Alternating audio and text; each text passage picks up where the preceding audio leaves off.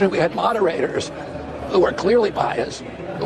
They're eating the pets of the people that live there. And did you eat that cat? Did you eat it? No, why'd you kill it? Did you guys see all this? No, we pulled up and she was just laying there with you. Did you see her eating it? Eating it. She was eating it? Yeah, she was. There is no state in this country where it is legal to kill a baby after it's born.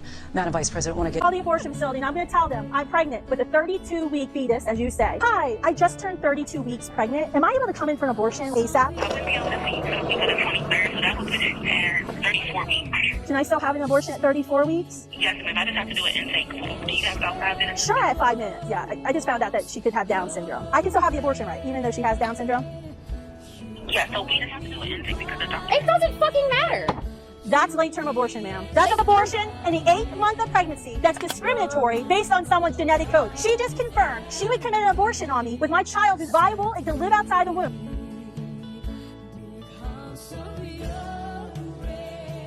Vice President, want to get your response to President Trump. Well, as I said, you're going to hear a bunch of lies, and that's not actually a surprising fact. And do you think multiple physicians should have to weigh in, as is currently required? She's trying to lift that requirement. Well, I think it's always good to get a second opinion, and for at least 2 providers to be involved in that decision, because these decisions shouldn't be taken lightly, and so I would certainly support more than one provider. All right, let's in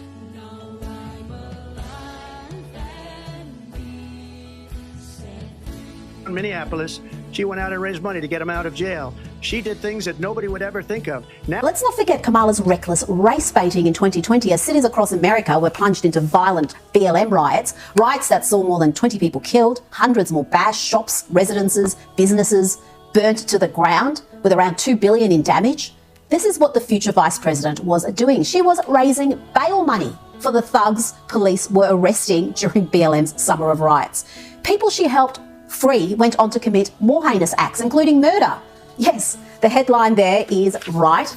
Minnesota man freed by Kamala Harris's supported bail fund, now charged with murder. He was found guilty. now she wants to do transgender operations on illegal aliens that are in prison. This is a...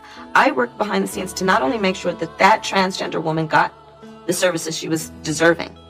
So it wasn't only about that case. I made sure that they changed the policy in the state of California so that every transgender inmate in the prison system would have access to the medical care that they desired and need. Radical left liberal that would do this. She wants to confiscate your guns. The assault weapons ban.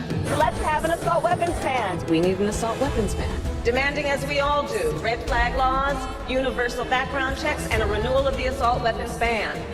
We're saying we need reasonable gun safety laws, including universal background checks, and to your point, Chris, a renewal of the assault weapons ban. It's just the right thing to do. But we still need an assault weapons ban. Maybe I am radical. I do believe that we need to get radical about what we are doing and take it seriously. We want to ban assault weapons. The President of the United States incited a violent mob. We're going to walk down to the Capitol, and we're going to cheer on our brave senators and congressmen and women. To attack. She wasn't there. To desecrate our nation's capital. On that day, 140 law enforcement officers were injured. I know that everyone here will soon be marching over to the Capitol building to peacefully and patriotically make your voices heard. I move on now to race and politics in this country. Mr. President, you recently said of Vice President Harris, quote, "I didn't know she was black until a number of years ago when she happened to turn black, and now she wants to be known as black." I want to ask a bigger picture question here tonight.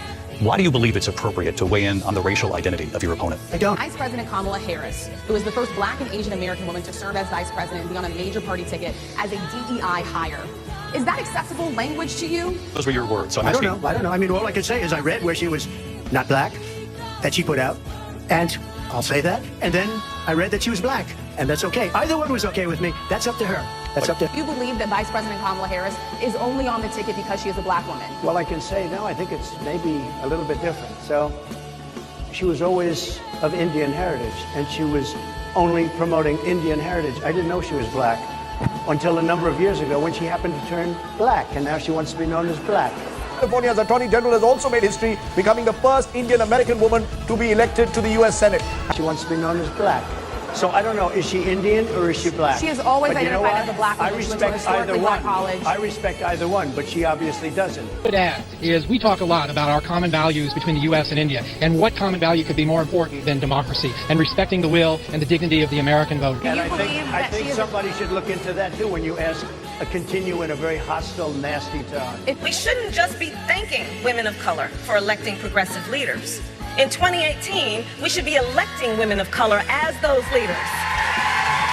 I have a problem, guys, with that phrase, identity politics. That phrase is used to divide and it is used to distract. It's used to try and shut us up.